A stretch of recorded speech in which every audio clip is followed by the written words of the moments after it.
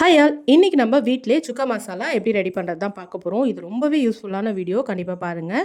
இதுக்கு தேவையான இன்க்ரீடியன்ஸ் பார்த்தீங்கன்னா 2 ஸ்பூன் தனியாக எடுத்துக்கிறேன், 1/2 ஸ்பூன் சோம்பு, 1/2 ஸ்பூன் ஜீரகம், 2 ஸ்பூன் மிளகு, அப்புறம் ஒரு துண்டு பட்டை எடுத்துக்கிறேன், 4 லவங்கம், ஒரே ஒரு ஏலக்காய் போட்டுக்கிறேன், அப்புறம் ஒரு அன்னாச்சி பூ. இதெல்லாம் வந்துட்டு நம்ம ட்ரை ரோஸ்ட் பண்ணிக்கலாம்.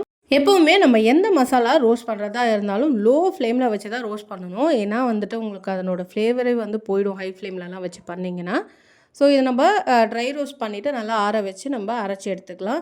ஸோ மல்லி வந்துட்டு கொஞ்சம் திப்பி திப்பியாக இருக்க மாதிரி இருக்கும். அதனால் நீங்கள் நல்லா வந்துட்டு இதை அரைச்சி எடுத்துக்கோங்க.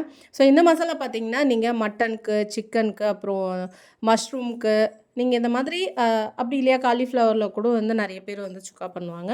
இந்த மாதிரி நீங்கள் எதில் நீங்கள் சுக்கா ட்ரை பண்ணிங்கனாலும் ஃபைனலாக நீங்கள் இதிலேருந்து ஒரு 1 ஸ்பூன் அந்த மாதிரி என்ன குவான்டிட்டி நீங்கள் எடுக்கிறீங்களோ அதுக்கு பேஸ்டாக நீங்கள் வந்துட்டு ஆட் பண்ணிக்கலாம். ஸோ இது ரொம்பவே ஃப்ளேவர்ஃபுல்லாக இருக்கும். கண்டிப்பாக இதை வந்துட்டு மஸ்ட் ட்ரை தான் சொல்வேன்.